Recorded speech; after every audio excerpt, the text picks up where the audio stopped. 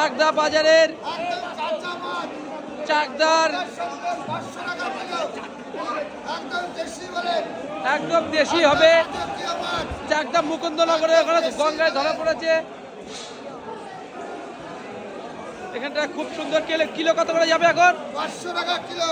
500 টাকা গঙ্গার শঙ্কর, একদম চাকদার গঙ্গার। আর এখানে ভোলা আছে, ভোলাগুলো খুব ভালো। শঙ্কর মাছ এখানটায় রানা কিন্তু ফেসবুকে করে।